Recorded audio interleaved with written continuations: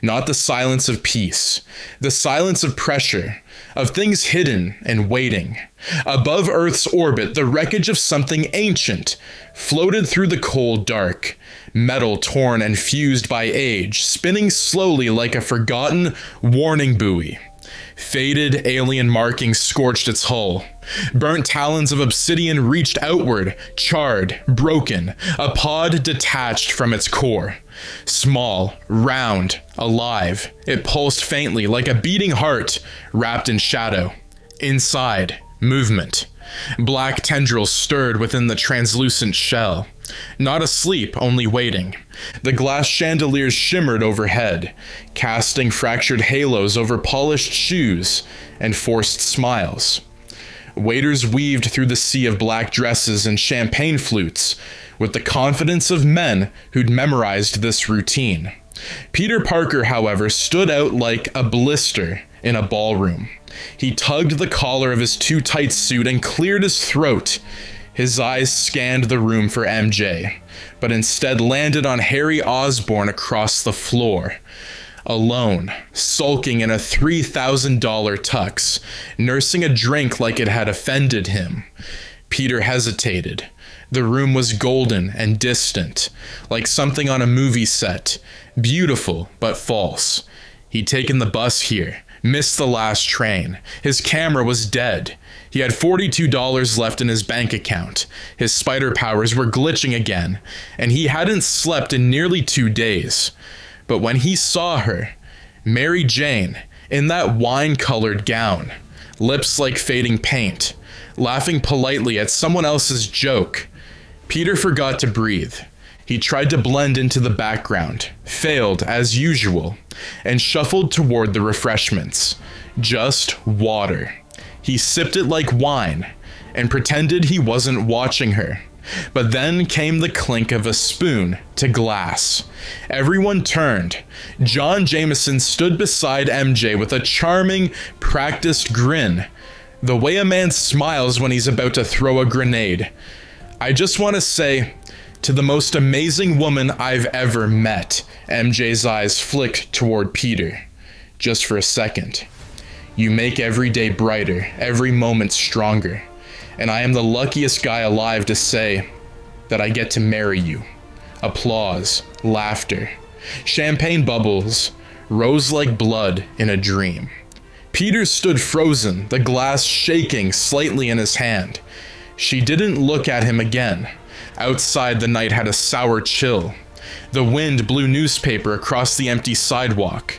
Peter leaned against the back brick wall of the hall, face shadowed beneath a crooked street lamp.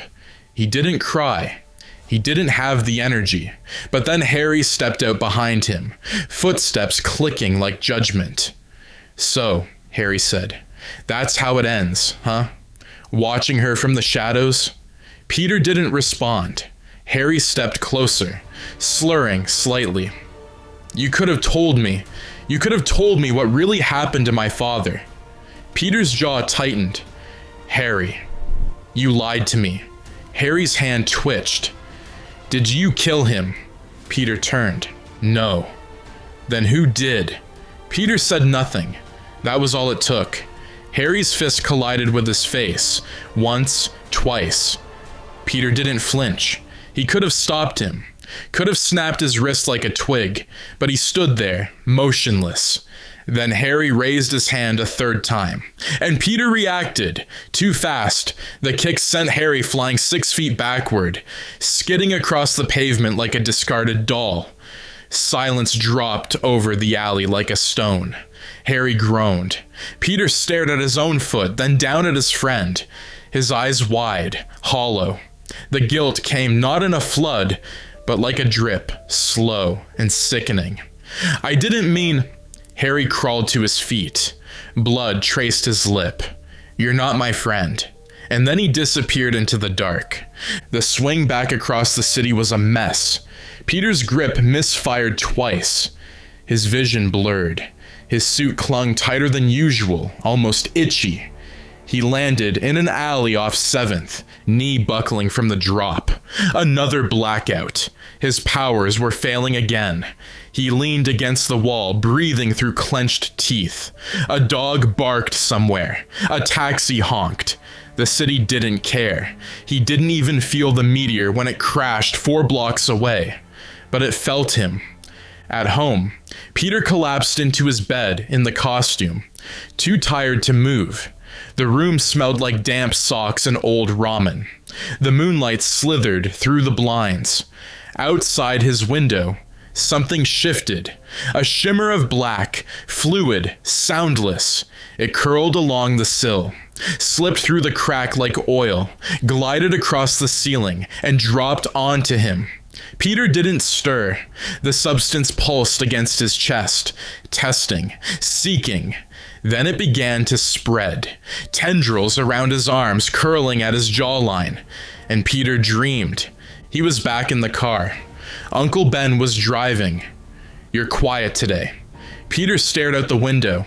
The sky outside was blank, white, featureless. "You remember what I told you, Peter," Uncle Ben said, "about power?" Peter nodded but said nothing. "You've got something special, but special's not always easy. Sometimes it's heavy. Sometimes it's lonely." Peter blinked. "Why does it have to hurt?" Ben smiled softly. "Because you care. Because you're still you." But the words began to warp, distort. Uncle Ben's eyes turned black. His voice deepened. "Let go!" Peter screamed, but only inside his mind. He awoke with a jolt, breath shallow, muscles tense, and then he saw it, the suit, black, sleek, veined in silver. It clung to him like a second skin, organic and seamless. He stood shaky and stumbled toward the cracked mirror on the wall. His reflection was silent. The eyes were sharper, the shoulders broader. The emblem, his emblem, stretched like a predator across his chest. Peter blinked. The mirror blinked back, then smiled. The morning sun cut through the blinds in narrow blades, casting faint lines across the walls like prison bars. Peter sat motionless on the edge of his bed, staring down at his hands, still covered in the black. He flexed his fingers slowly. The suit responded in kind, adjusting with him. There was no zipper, no seams. It moved like a muscle, hugging every part of his frame like it had always been there. He pulled at the collar. It snapped back, alien, but it fit him like memory. He stepped out into the hallway and nearly ran into Mrs. Ditkovich. "Rent?" she said immediately. Peter paused, his head tilted just slightly. The voice inside him, soft, sharp, whispered, "Say no." "You'll get it when I get it," Peter replied calmly. She blinked, surprised. She didn't respond. Peter moved past her. Midtown was buzzing. Horns blared. The hot dog vendor was already fighting with a cyclist. A cab nearly took off Peter's foot. Nothing new. But the sounds were different today. Louder, clearer. Every scrape, click, engine sputter. He heard them layered and distinct. He stepped into the street, and a sedan barreled toward him. Without blinking, he sidestepped, smooth, effortless, like time had slowed for everyone but him. The driver screamed. The horn blared. Peter didn't even look back. He kept walking. Later that night, the shadows stretched long over Queens. Peter crouched on a flagpole above an alley, watching 3 men surround a teenager. Wallet out, knife drawn. Peter dropped like thunder. The first thug's arm snapped before he saw what hit him. The second caught a boot to the ribs and hit the dumpster hard enough to dent it. The third ran, but Peter was already in front of him. He didn't swing. He let the man run into his fist. The teen fled in terror. Peter stood in silence over the 3 groaning bodies. His chest rose and fell, slow and measured. The suit pulsed softly, almost satisfied. He smiled, not because he was proud, but because for once, He didn't feel weak. Back at the Bugle, J. Jonah Jameson slammed a headline onto Robbie's desk. Spider-Man strikes back hard. Betty raised an eyebrow. Some say he crushed a man's collarbone. Good, Jonah snapped.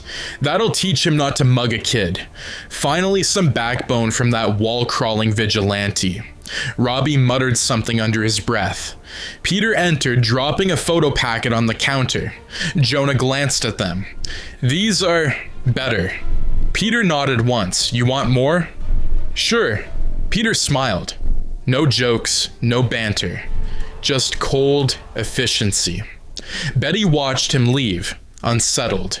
In Dr. Connors' lab, Peter stood over a petri dish containing a dark smear. Connors stared at it, troubled. This material, it's organic. It's not cloth, it's alive, Peter. I know, Peter said. It's not from Earth. Peter didn't reply. Connors pressed, How long have you been wearing it? A few days. You should remove it. The neurological risk alone. Peter turned. It makes me stronger. At what cost? Peter's voice dropped. I'm not losing my powers anymore. I'm not blacking out in alleys. I can see. I can fight. I don't feel weak. Connors stepped back.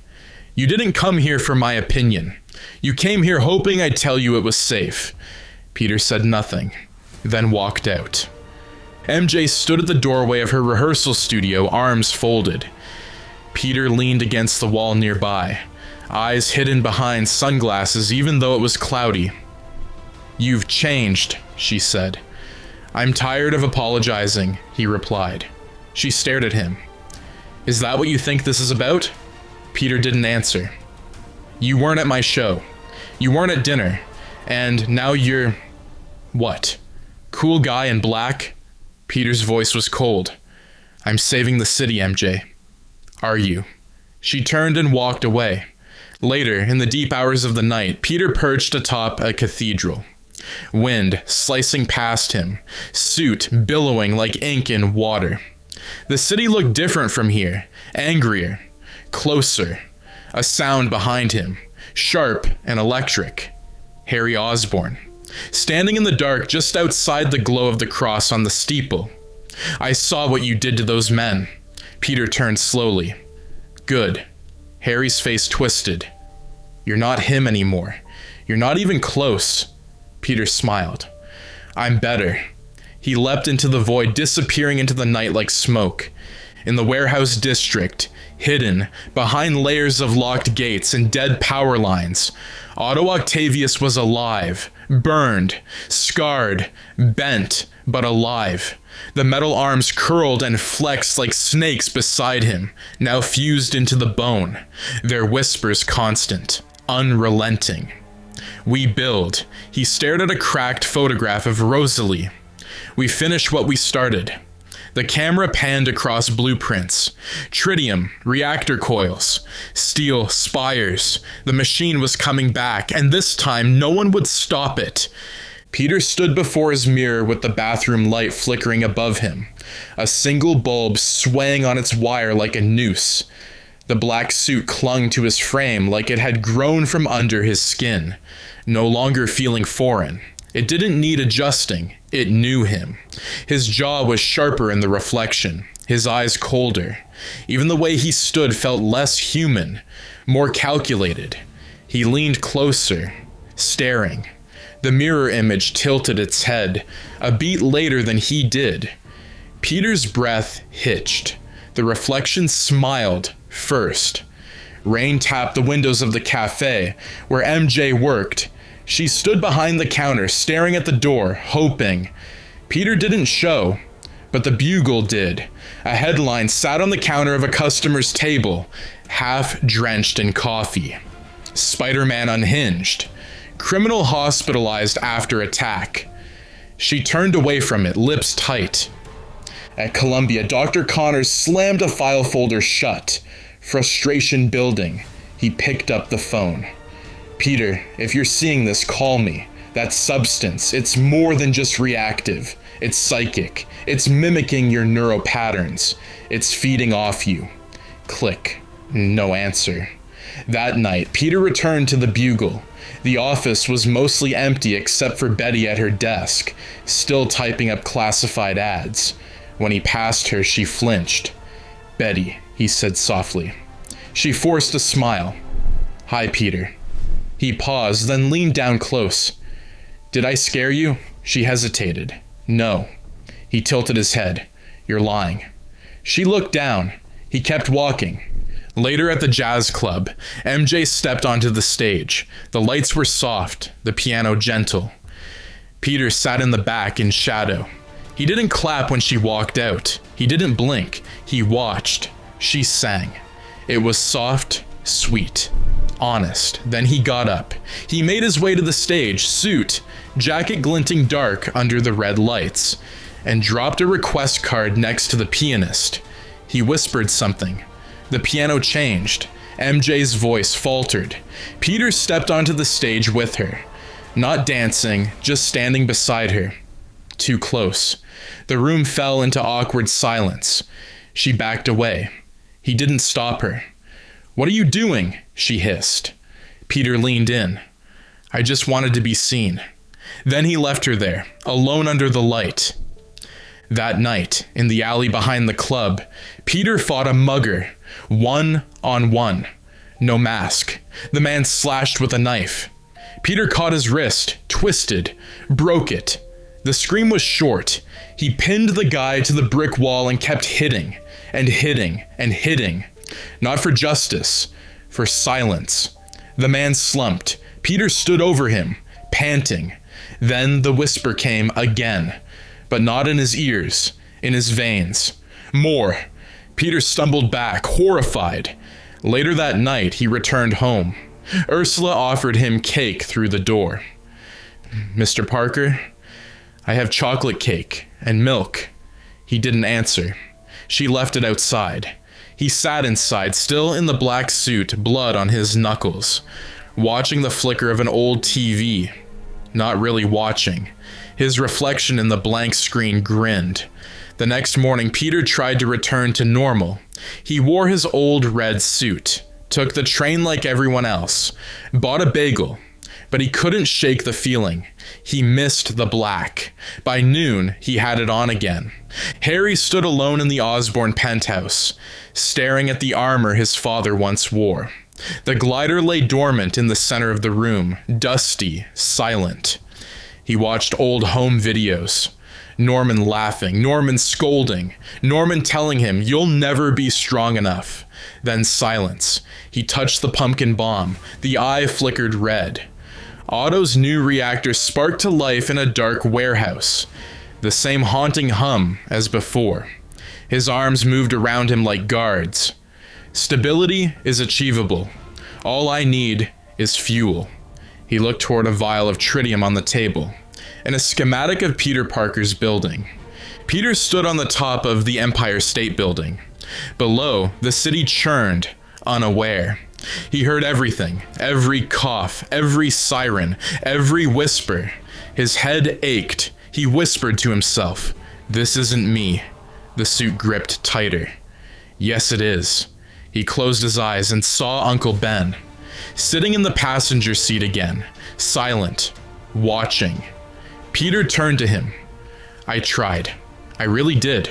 Uncle Ben reached out. "It's not too late." But when Peter grabbed his hand, it was cold, black, melting. Ben's face cracked into a smile. "We are better." Peter screamed and woke up on the ceiling. Webs everywhere, the floor scorched, his bed crushed. He was still in the suit. He hadn't taken it off in days. Down on the street, a child pointed at him as he perched on a wall. "Mommy, is that Spider-Man?" The mother grabbed her child's hand. "No, that's someone else." Peter watched them walk away, expressionless, then turned and vanished into the brickwork. The sky over Manhattan was bruised with cloud, the kind of gray that felt heavy behind the eyes. Thunder rumbled low and slow, like the city itself was holding its breath. Underground, a train roared down the tracks. Inside, panic. Otto Octavius stood like a statue in the center car, arms raised, eyes blank, behind cracked glasses. His mechanical limbs hissed and flexed around him, two punching through the ceiling, two gripping the walls. Sparks flew. Passengers screamed. "Find Spider-Man," he barked, "or this train becomes your coffin." One woman fainted. A child cried into his mother's coat. No one moved. Then came the impact. A black blur, crashing through the front window with a shriek of metal and glass. Spider-Man. But not the one they remembered. He moved like ink in water, fluid and silent, crouching low in the wreckage, suit rippling with each breath. His lenses narrowed, his fists clenched. "Let them go," Peter said, voice like velvet dragged across steel. Otto smiled. "I was hoping it would be you." The train lurched forward. Otto had overridden the controls. They were speeding now. No brakes, no stops. Just iron and death. And the battle began. The first blow sent Peter through 3 rows of seats. He hit the metal wall and bounced, landing crouched. The suit rippled, recalibrated. He lunged faster than before, slamming into Otto's chest with both feet, driving him back through the opposite wall. The arms snapped forward. Peter ducked, dodged, then caught one and held it. The passengers watched in awe, in terror, as the wall crawler they once knew moved like something from a nightmare.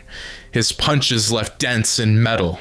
His eyes never blinked. The fight ripped through the cars like a hurricane. Windows shattered, poles bent. At one point, Otto grabbed a man and held him over the side. Peter didn't hesitate. He fired a web through Otto's arm and yanked the man back to safety. Then he launched forward, wrapped 2 limbs in his own webs, and spun Otto into the ceiling like a rag doll. The train screamed as it picked up speed. One of Otto's arms sliced through a brake cable. Sparks burst from the walls. Peter looked down the tunnel. They were heading for a construction zone. No track. He made a choice.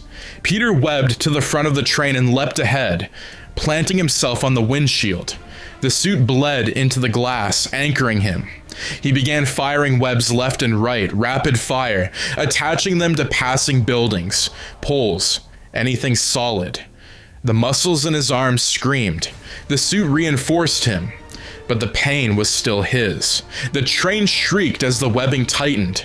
The cars lifted off the tracks slightly, dragged backward by the resistance. Peter roared, a sound torn from deep inside him, primal and raw.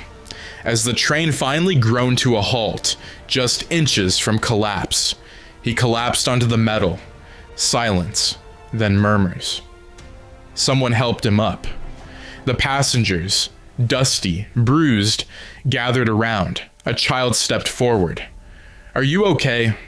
Peter didn't answer. His mask was torn. They could see part of his face. Just enough to know he was human. Not a god, not a monster, just a man. But that was before the sirens, before the phones came out, before the headlines spread like wildfire. Spider-Man goes too far.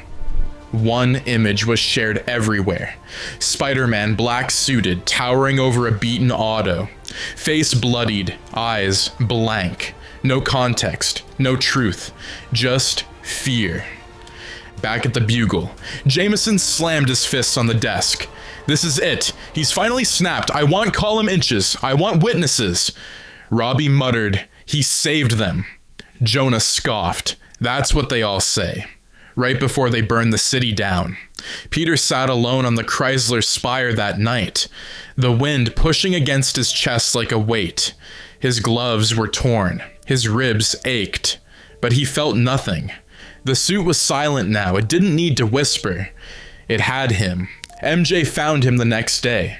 He stood in the rain on the steps of her theater, watching her from across the street. She approached. "I saw the news." Peter didn't look at her. "They lived. You almost didn't." She touched his arm. The suit recoiled slightly. What is this, Peter? It's what I need. No. It's what you think you need. He turned, eyes tired, face blank. I'm tired of losing, of being weak. This makes me strong. MJ whispered, not strong, alone. He walked away. She didn't follow. That night, Peter stood in front of Aunt May's apartment building. Rain again. She opened the door slowly, her face soft and weathered. He didn't go inside. I just wanted to see you, she nodded. You always were welcome. He looked down. I'm not the same. That's all right, she said. We all change. I think I scared someone. She smiled gently. Sometimes. When people don't understand your pain, they fear your strength. What if I become something else? May looked at him with old, clear eyes. Then choose what kind of something you'll be. That night, in the penthouse, Harry watched footage of the train fight on loop. His hand hovered over the glider controls. His eyes never left Peter's blurry, violent form. I know who you are now. He opened the chamber. The suit waited for him, so did the legacy. Meanwhile, Otto stared at his broken arms, now burned and scarred again. One of them twitched involuntarily. He whispered, he's stronger. The arms whispered back, then we evolve. The dream began the same way it always did. White sky, empty streets. A slow-moving car through static silence. Peter sat in the passenger seat. Uncle Ben drove. Neither spoke for a long time. Then Ben said again, You remember what I told you, Pete? Peter didn't answer. Ben looked at him. The edges of his smile felt wrong this time. Too smooth, too wide. The eyes didn't blink. With great power, Peter nodded, comes great opportunity. Peter blinked. That's not what you said. Ben tilted his head. Isn't it? The car's radio turned to static. Outside, the buildings began to melt. Peter turned in his seat. Ben's face was black, oozing, smiling.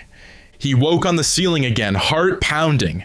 The apartment was a mess. Webs in corners, shattered mug on the floor, a crushed doorknob. He couldn't even remember coming home. The suit retracted partially, exposing his arms and face. Sweat rolled down his neck. He looked at himself in the mirror. The black crawled across his shoulders like living shadow. What are you? He asked aloud. The suit whispered, not in words, in memory. It showed him. The slap. Harry's body skidding across the floor. MJ's face when he humiliated her. The terrified child on the train, and then it showed him something else, a flash of power, of never failing, of never being afraid again. He dropped to his knees. He returned to Dr. Connors' lab with a vial of the substance in a jar. Connors was surprised to see him. Still alive? Peter placed the jar on the table. What's the truth? Connors looked tired, nervous. You're not wearing it. Peter said nothing. Peter, it's parasitic, but not malicious. It bonds based on emotional resonance, trauma, anger. It amplifies what's already there. It didn't make you violent. It just stopped you from pretending you weren't. Peter stared at the jar.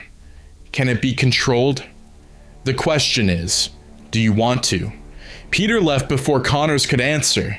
That night, Peter went back to the top of the tower, the same one where he had first seen the city with clear eyes. He took the mask off, let the wind hit his face. He sat in silence for what felt like hours. The suit pulsed softly. You're stronger with me. Peter didn't respond. She fears you. He hates you. They will always betray you. Peter looked down. I know. Then quietly. But you're wrong. The suit tensed. He took a breath. I'm not afraid of you. The suit slithered, pulled, tried to retreat, but he didn't rip it off.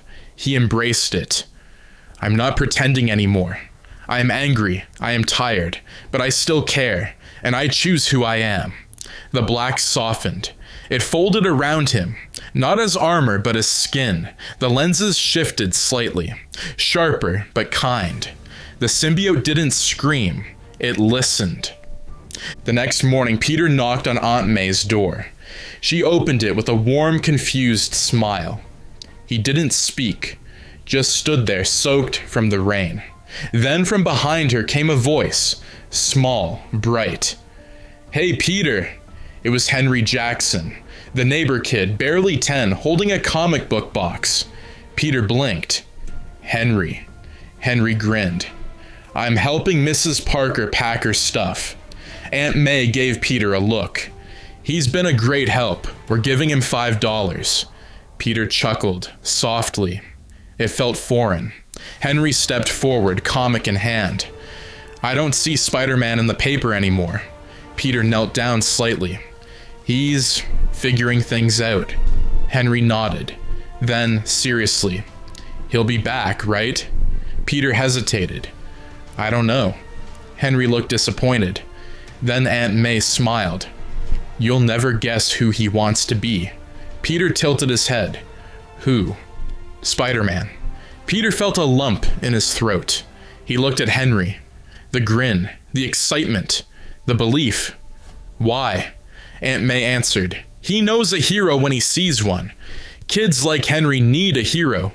Courageous, self-sacrificing people, setting examples for all of us." Peter stood, looked at the sky.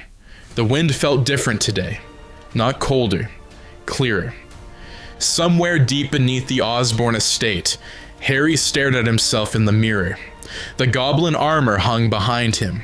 The serum glowed. He put the mask on. His reflection grinned.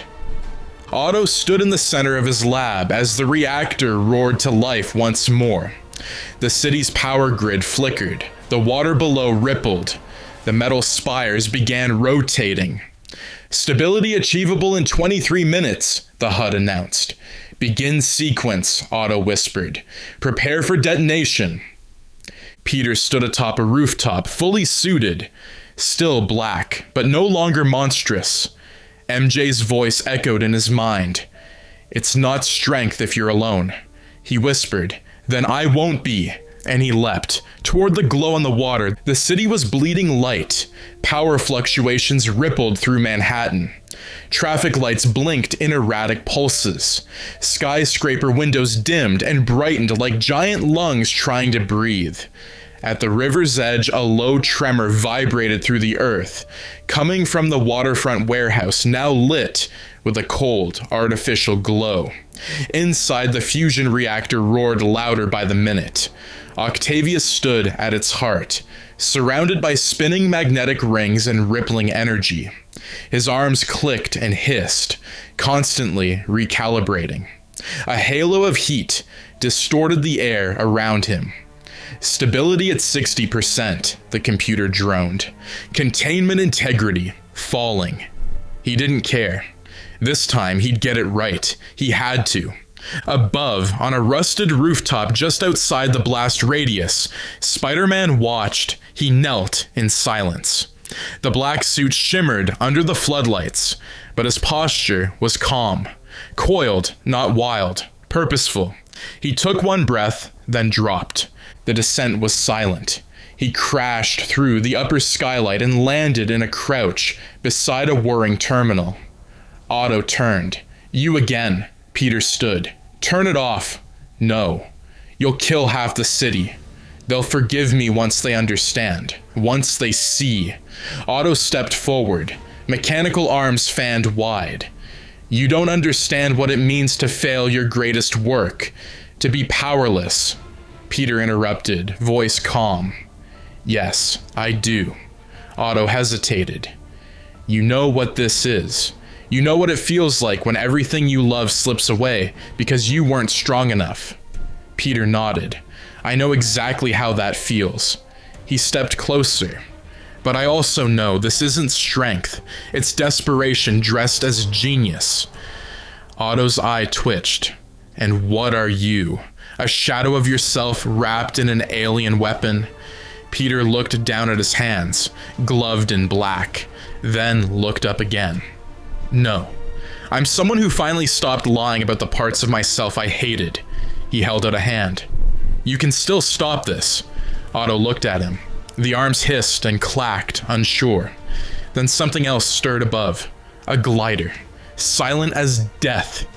Harry Osborn. Mask on. Goblin suit shimmering. He hovered in the rafters unseen. Watching Peter. Watching Otto. Breathing hard. Hands shaking. His thumb brushed the bomb trigger. One chance, he whispered. One shot. He released the bomb. Peter's senses flared. He moved, snatched the bomb midair, hurled it skyward. It exploded harmlessly above. The blast rocked the room. Otto ducked. Machinery toppled. Peter landed hard, rolled, stood again, looking up. Harry, the goblin descended. You killed my father. Peter didn't move. He killed himself. Harry screamed, dove forward, blades extended. The fight was vicious. Chaotic. Steel clanged. Sparks flew. Peter didn't attack. He defended. Every blow he blocked. Every swing he dodged. You're not my enemy. Liar. You don't want this, Harry. I need this. Peter caught the glider mid-charge, slammed it into the floor. He stood over Harry, breathing hard, raised a fist, black suit humming, then lowered it. You're my friend. Harry lay there, beaten, breathing, staring up at the man he had every reason to hate. Then why didn't you kill me? Peter looked back at Otto. Because I remember who I am. The reactor pulsed, rings spinning too fast now. The water around the building boiled. Containment failure in 90 seconds. Otto stood frozen. Peter stepped to him again. We have to shut it down. Otto shook his head. I can't. It's all I have left. Peter gripped his shoulder. It doesn't have to be. Otto looked down, saw his own reflection in the reactor's glow, warped, fractured. Then he looked at Peter. Not the mask, the man. And he remembered. They moved fast. Otto rerouted coolant. Peter severed magnetic locks with webbing.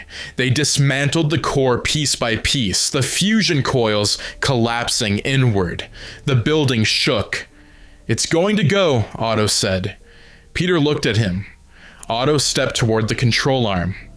I'll hold it. Peter's eyes widened. You'll die.